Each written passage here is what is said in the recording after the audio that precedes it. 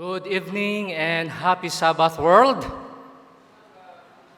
Let us thank God, mga kaigsunan, for the freedom of worship amidst of the pandemic. Gani wa pa madugay gitay og ta sa mao nga linog og ang Sarangani province maoy sintro, mga kaigsunan. Sa dili pa ta mo padayon sa unahan, adunay usa ka prayer request for Elder Edward Mackenzie, usa sa ato nga mga international evangelist o usa-usab ka benevolent benefactor sa ato nga Southern Mindanao Mission. 2 days ago, mga kaigsunan, he was rushed into the hospital because of severe head pain o confusion. O niya ang MRI showed nga dunay nag-build up nga dugo between the skull and the dura mater. So mga kaigsunan, please include him in your personal prayer. Og ato usab i-appeal sa pag-ampo si Sister Roslyn Pastolero as well. Salamat, mga kaigsunan. So alang sa atong pagtuon, atong hisgutan ang conformity, compromise, and crisis in worship.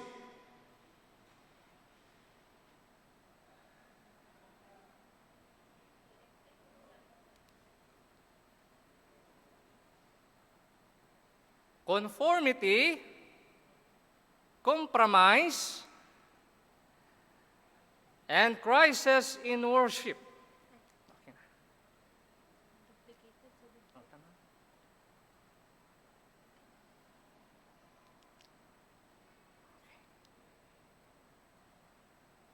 May usa ka sugilanon nga akong nakutlo, mga kaigsunan, nga adunay katiguman sa usa ka pundok sa tanang pangulo sa nagkalain-laing simbahan. Dunay mga Hudiyo, dunay mga Kristohanon, dunay Islam, ug uban pa nga mga pagtulunan. Nagtambong ni ining dako nga religious gathering. Sa panahon sa tigkaon, mga kaigsunan, miingon ang pangulo sa dako nga simbahan, Rabay, kining Rabay, pangulo ni sa usa sa pundok sa mga Hudiyo. Ingon niya, Rabay, dali, mga unta. Apan mitubag ang Rabay, inya sorry kaayo. Kay dili ko makakaon ni anang mga pagkaon. Ningon ang pangulo sa dako nga simbahan, Rabay, pakisama lang. Kay ni ata sa dako nga katiguman. Pakisama lang, Rabay. Kay ang giagda sa dako, sa pangulo sa dako nga simbahan, kadtong mga pagkaon igsuon nga di makaon sa Hudiyo. Mga pagkaon nga dili makaon sa Adventista maoy giagda. So nagdumili ang Rabay. Ingon niya, sorry, dili ko makakaon ni anang mga pagkaon. Mikatawa ang pangulo sa dako nga simbahan. Samtang nangaon sila, mga kauturan, may balos ang maong Rabay. Ingon niya, Father, sunod bulan, dunay usab among katiguman sa mga Hudiyo. Gusto ko nga mo imbitar kanimo. So ingon ang pangulo sa dako nga simbahan, okay, muadto ko ni ana. Salamat sa invitasyon. Pero ingon sa Rabay, Father, kining katiguman nga iya sa mga Hudiyo, eksklusibo. Nga kinahanglan ang mutambong niini, mudalagyod sa iyang asawa. So ingon ang pangulo sa dako nga simbahan, Rabay, kahibalog yun ka, nga kaming mga pangulo ni ini nga simbahan, dili miminyo. Ingon sa Rabay, Father, for the sake sa atong katiguman, magdalagyod ka sa imong asawa.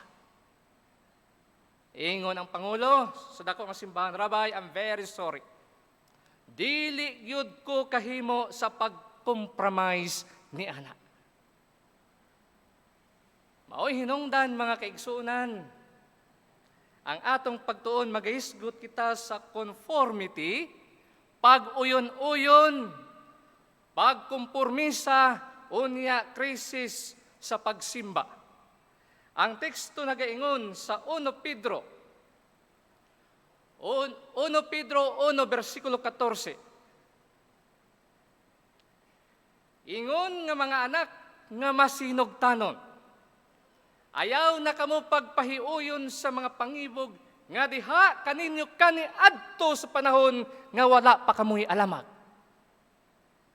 Sa atong kalibutan karon mga kaigsunan, puno sa ilad. Ang atong kalibutan nga gipuy-an puno sa atik-atik. Ang atong kalibutan nga gipuy-an puno sa mga bakak nga pagtulunan. Og dili kita magmatko ni ini mga kauturanan, mabitik kita og makumpormiso ang atong pagsimba. Kaya abi ninyo, ang metodo sa yawa karon ni ining katapusan nga panahon aron litagon ang katawhan sa Dios, himuon niya kini pinaagi sa ginatawag nato nga deception and counterfeit. Bantay ta mga kaigsunan. Kay bisan pa ang binuhat sa Dios nga si Adan og si Eva gihimo nga perfect. Nailad pa sa yawa mga kaigsunan. Daw unsa pa kita nga kaliwata na tapos na ang tawo magpakasala. Ni ana kanato igsuon sa unod ug sa bukog. How can we identify what is evil? Unsaon nato pag-ila mga kaigsunan? Kay kun mailhan pa nato ang yawa nga sumala sa atong nahibaluan o sumala sa hinabaw-an sa mga bata nga dunay sungay, dunay ikog ug dunay ginadala nga kining dako nga tinidor mga kaigsunan, dali ra ilhon. Dali ra sayon. Apan ang yawa igsoon dili ing ana ang iyang dagway. Kay ang yawa gwapo mga kaigsunan. Ang yawa gwapa, Ma'am Adora. Perting kapaha. Lisod ilhon igsoon ang yawa. Lisod. Kay dunay tawo nga ang iyang giya maura gyud unsay maayo sa iyang mga mata. Sumala sa Deuteronomy 12:8. What is right in his eyes? Maura gyud ni ang giyas tawo. Unsay maayo sa iyang mata mauray giya. Apan sa pikas bahin mga kaigsunan, ang atong giya mao. What is right in the sight of God? Mao ni ang atong giya. Karon atong tun-an ang unang hari, kapitulo 11, mga bersikulo 1 ngadto 4. Atong makita dinhi ang katalagman sa diha mahulog kita sa pag-uyon-uyon o pagkompormiso sa atong pag-alaga. Unang hari, kapitulo 11, mga bersikulo 1 ngadto 4.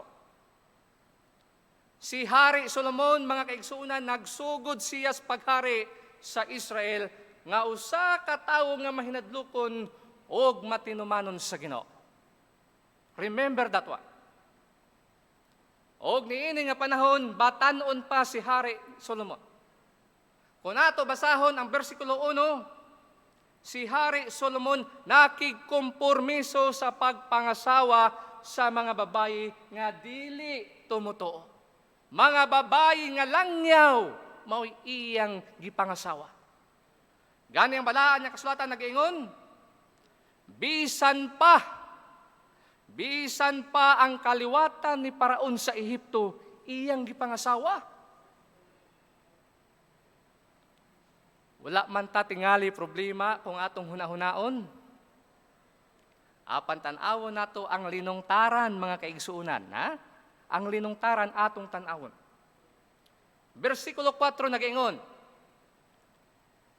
kaysa nahitabo sa diha nga si Solomon natigulang na. Ang iyang mga asawa nakapaliso sa iyang kasing-kasing sa pagpanunot sa laing mga Diyos. O ang iyang kasing-kasing wala mahingpit kang hiyubang nga iyang Diyos, ingon sa kasing-kasing ni David nga iyang amahan. Tungod ni ini, si Hari Solomon, sa iyang pagpangasawa sa dili tumutuo, maoy nagdaldal kaniya sa pagsimba sa Diyos-Diyos. Kung atong basahon sa ubos nga mga teksto ni ini nga kapitulo, kini maoy hinungdan nga nung gibahin sa Dios ang gingharian. May sa norte nga napulo ka tribo, o dinhi sa south may duha ka tribo, ang tribo ni Juda ug ni Simeon. Ang norte, way matarong nga hari ang nga naghari. Puro siyabag. Puro siyabag mga kaigsunan. Gani gipapa sila sa Dios sa mao nga mapa mga kaigsunan. Arang-arang din is norte as sa south. Kay dunay hari nga yabag, apan dunay hari nga nagpabilin nga matinmanon sa Ginoo. Kini mao ang resulta sa iyang pakigkompormiso. Adunay lalom nga kahulugan kining ginaingon sa diha nga si Solomon natigulang na. Nagpasabot ini mga kaigsunan nga sa panahon sa iyang pag-asawa ni ining dili tumutuo, wala pa'y kompormiso. Wala pa'y kompormiso. But when Solomon was old, maunay problema mga kaigsunan. Ha? Sa diha nga si Solomon natigulang na. Meaning to say, hinay-hinay. Gradual ang maong kompormiso nga gihimo ni Hari Solomon. Sa batanon pa ni Barog. Apan sa pagkatigulang na nadaldal gayud siya sa dugay mga kaigsunan. Kining atong pakigkompormiso mga kaigsunan, bantayanan kini. Kaya ang pakigkompormiso ni Hari Solomon, hinay-hinay mga igsuon. Mauni ang atong bantayan kay usahay, dunay hinay-hinay nga musulod nga mga kalihukan sa atong simbahan. Hangtod nga atong makaplagan nga nawala na ang prinsipyo. Labi na diri sa musika. Mawala ang prinsipyo sa musika. Mawala ang prinsipyo sa atong bisti panahon sa pagsimba. Makompromise mga kaigsunan. Makompromise. Di pa ang laing estilo sa ilad sa yawa. Mao ang counterfeit form of worship. Ang ginharian sa Israel hinumdumi nga nagkabahin-bahin tungod sa pagsimba og Dios-Dios. Pag-abot ni Hari Jeroboam nga mao'y naghari sa norte, nasayod na siya kung unsay hinungdan nga nung nagkabahin-bahin ang gingharian, apan iyang gibalik na usab. Iyang gibalik ang pagsimba sa Dios-Dios, abi ninyo mga kaigsunan, makatalagmanon kaayo kining mini. Doon ako'y gamay nga ilustrasyon nga akong ipakita kaninyo. Kung inyo kining makita, this is real 1,000 peso bill. Tinuod ni mga kaigsunan. Apan pananglitan, maghimo ko og piki nga sama ni ini.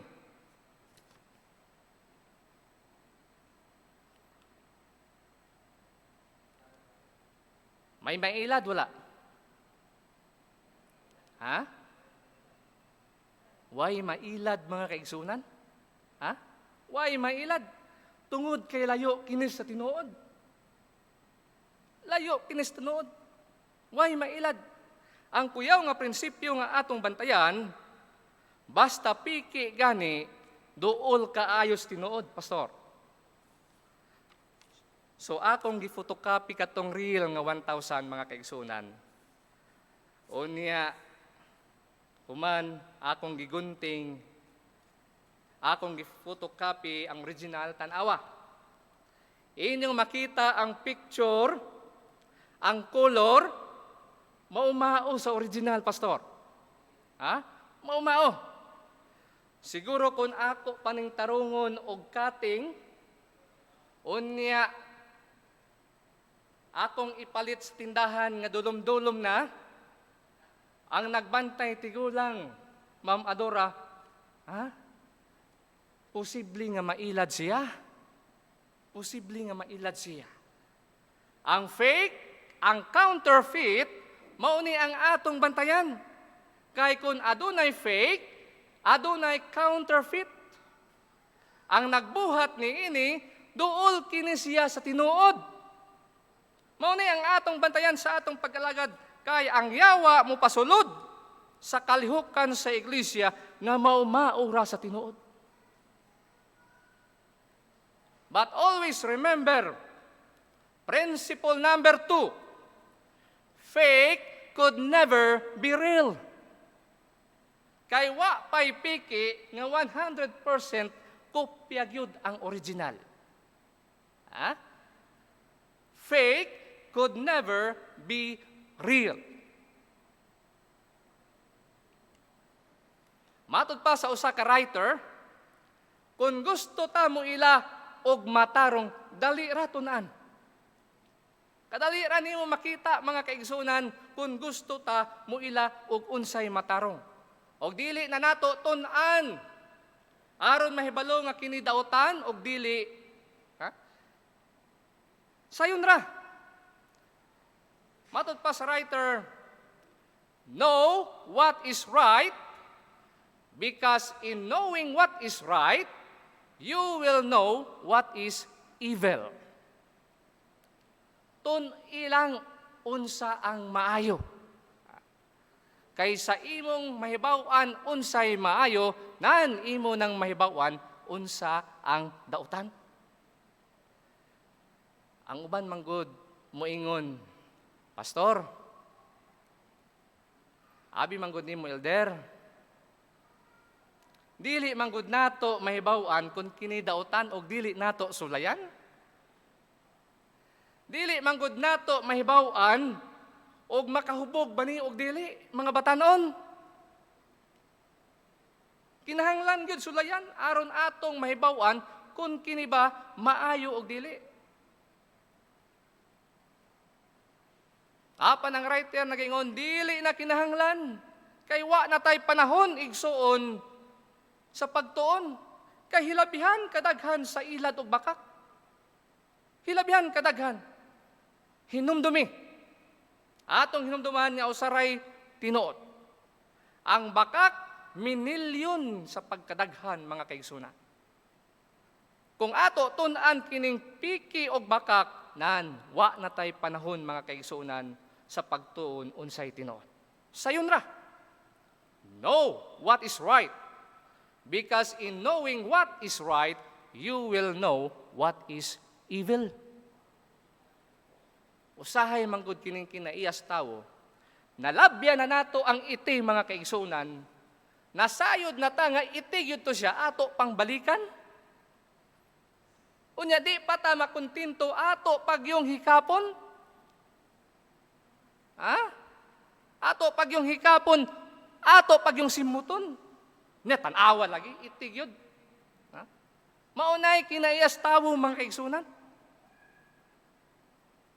Know what is right, because knowing what is right, you will know what is evil. Busa ang labing maayo, tun-an nato unsay tinuod. Because outside the truth is a lie. Because outside the truth is a false. Mga kaigsunan, ang sentro sa atong mensahe mao gayod. ang pagpasantop nga kita mangandam nining daghang mga limbong nga moabot mosulod sa atong iglesia sa katapusan sa panahon. Sa pagtapos, katapusan nga teksto nga angay natong hatagan sa pagtagad, nga nasulat diha sa Buhat 20, mga bersikulo 28 ngadto 30. Ingon ni Apostol Pablo, matngunin ninyo ang inyong kaugalingon, og ang tanang panon nga kanila ang Espiritu Santo naghimo kaninyo nga magtatanaw, aron pasibsibo ninyo ang iglesia sa Dios nga gipalit sa iyang kaugalingong dugo. Magbantay kita mga kauturan. Atong bantayan kining karniro nga gipiyal kanato sa atong Ginoo, nga kita maoy magbalantay. Sa pagpakaon kanila kay kining mga karniro mga katawhan sa Dios nga gipalit sa dugo ni Ginoong Hesus. Padayon ta. Versikulo 29. Nang hibalo ako nga sa tapos sa akong pagikan, pagasudlon kamo sa mga lubo nga mabangis, nga dili pasayloon ang panon. O gikan sa kaugalingon ninyong pundok, manindog ang mga tao nga magasulti o mga butang nga balitad sa pagpabulag sa mga tinun-an sunod kanila. Ingon ni Apostol Pablo, human ako mubiya kaninyo, grievous wolves shall enter you, not sparing the flock. Kuhao nato kining pulong shall enter. Kay adunay mga lubo nga musulod. Mangutana ko kaninyo mga igsoon, kinibang lubo nga tagasulod? Ha? Kinibang lubo, tagagawas o tagasulod? Ha? Shall enter. Buti pasabot, kining lubo, tagagawas. Ha? Tagagawas, kay mo enter pa man, shall enter. Okay. Kining pulong shall enter, buti pasabot. Tagagawas kay maninguha sa pagsulod sa ato ng iglesia. Apan dili kaayo ta mabalaka kining tagagawas? Ha? Dili kay ta mabalaka ni ining lubo, nga naman. Kay tagagawas, mailhan nato ang lubo nga musulod sa atong iglesia. Kaya ang kinan-an mga igsoon, lubo. Ang linaktan, lubo. Ang pamisti, lubo. Ang tingog, lubo. Ang dagway, lubo. Pero musulod kini sa iglesia, apan dili makadala og daghan mga kaigsunan. Kaya ang katawan sa Dios, makaila kita kinsa ang lubo. Kay ang lubo lahi ra kaayo kaysa karnero. Remember that one mga kaigsunan. Apan ang makuyaw di sa bersikulo 30. Also of your own selves shall men arise, speaking perverse things to draw away disciples after them.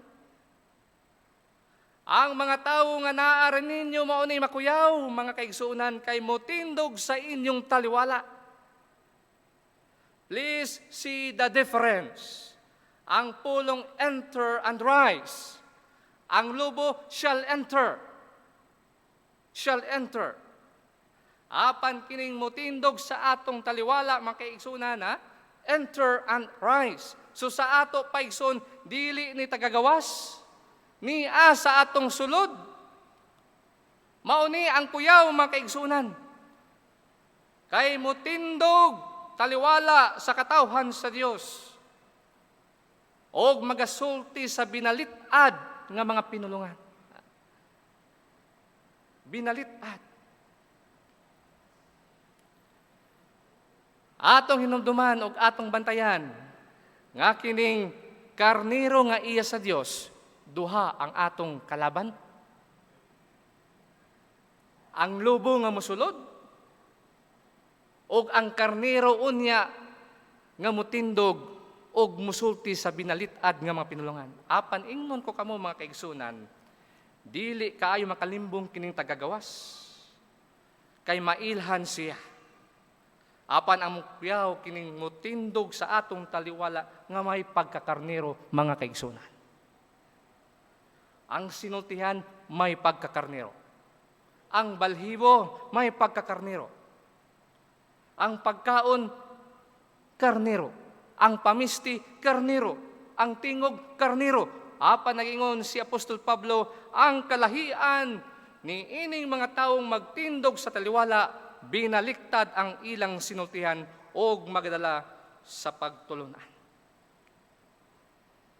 Mga higala, mga kaigsunan, ato kining bantayan, kini nga makalihukan, ang makatalagmanon ang nia sa sulod. Wa tay problema sa tagagawas kay atong mailhan.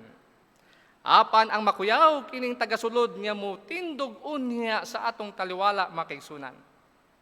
Walay delikado kining tagagawas kay mailhan.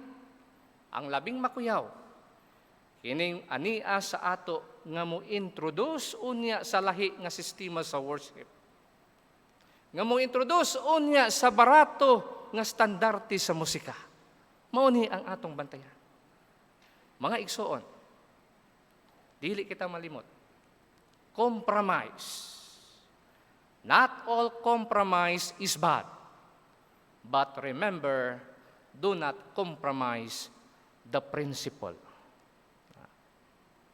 Akong usbot. Not all compromise is bad. But remember, do not compromise the principle. Kay ang prinsipyo walay pagkausap. Siguro dunay mga adjustment in terms of policies, but not the principle. May the Lord will bless us this evening, ug ang Dios magapakamaayo kanatong tanan.